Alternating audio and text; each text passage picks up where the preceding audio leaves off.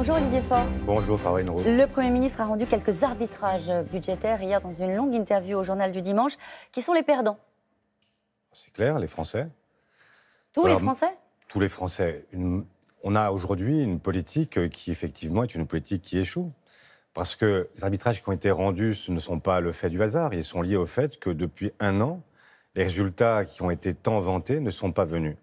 Et donc, ce sont effectivement tous les Français qui, aujourd'hui, payent une croissance plus faible, payent une moindre création d'emplois et payent des investissements qui ne sont pas venus de la part des entreprises. Et puis, effectivement, il y a des grands perdants, notamment, je pense, aux retraités qui, eux, vont prendre de plein fouet les mesures qui ont été annoncées. Vous imaginez quand même ce qui se passe.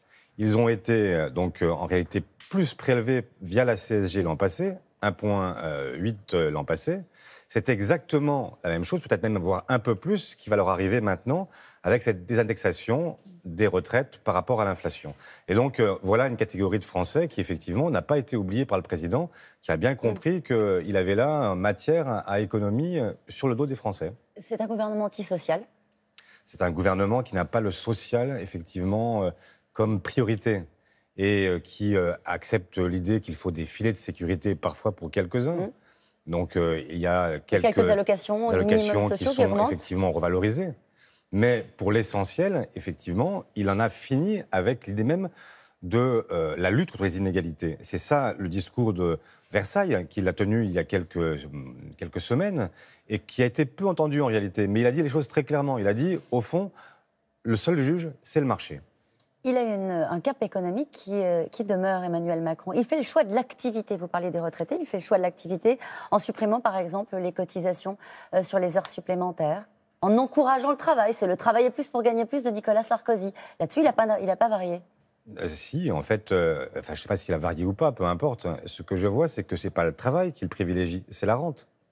Parce que, qu'est-ce qui se passe aujourd'hui? Vous avez des revenus, quand vous êtes un actionnaire, qui sont moins taxés que quand vous êtes un travailleur. Si vous étiez vraiment pour le travail, que feriez-vous?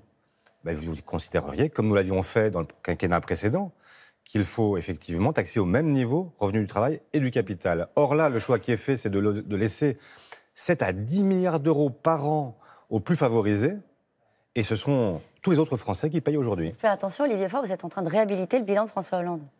Mais je l'ai soutenu pendant. Un brin de malice dans ma relance, vous avez bien compris. Oui, il y a effectivement un brin de malice, mais vous savez, quand je dis que je souhaite que nous fassions aussi le bilan de ces années-là, parce qu'il y a eu une terrible sanction il y a un an, ce n'est pas pour dire que tout ce que nous avons fait était mauvais. Autrement, je n'aurais pas soutenu pendant 5 ans ce quinquennat. En tout cas, la partie bilan économique était bonne, selon vous. Et on le voit aujourd'hui? Vous iriez jusque-là? Vous avez un différentiel aujourd'hui qui est très net.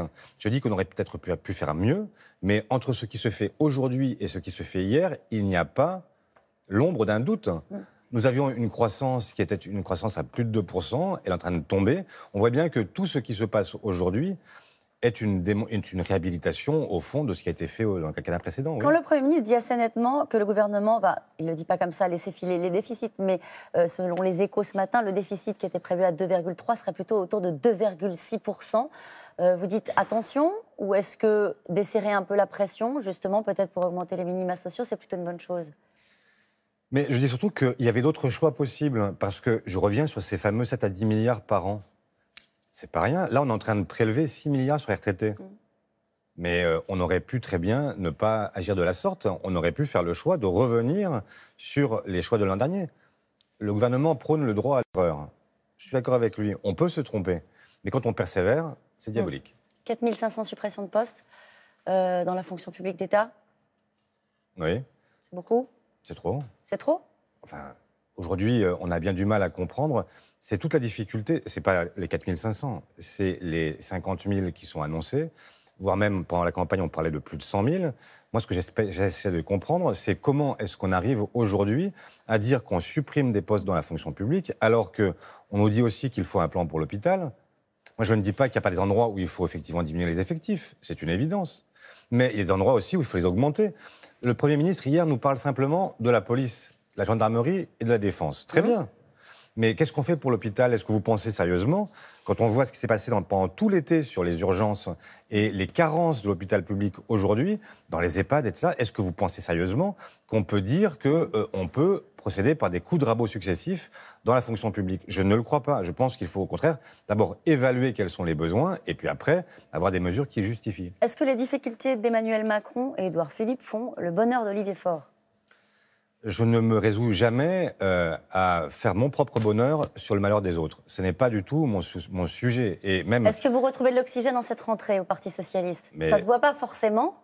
Alors si ça ne se voit pas, c'est dommage en plus. Bon. Donc, mais ce que je crois, c'est que nous sommes aujourd'hui dans une situation différente d'il y a 6 mois, il y a 1 an. Il y a 1 an, l'ensemble des Français, des journalistes, se tournaient, et c'est normal, vers le nouveau pouvoir.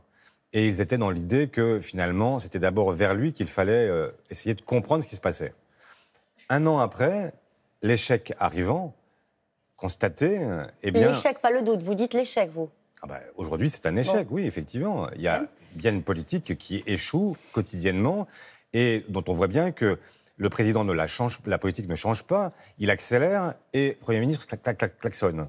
Donc on a bien une difficulté. Et donc, ce que je dis, c'est que nous avons, nous, aujourd'hui, une responsabilité et les Français se tournent à nouveau vers nous parce qu'ils se demandent désormais est-ce qu'il y a un autre chemin possible. Et notre rôle à nous, ça va être dans les prochaines semaines de montrer que ce chemin peut être différent. Pour l'instant, vous n'avez pas trouvé le chemin. Mais on a fait... Vous le cherchez, non mais... Non, on n'a pas trouvé le chemin qui nous conduit aux Français parce qu'aujourd'hui, il y a encore un doute sur ce que nous sommes. Mais en revanche, des propositions, nous en faisons chaque semaine.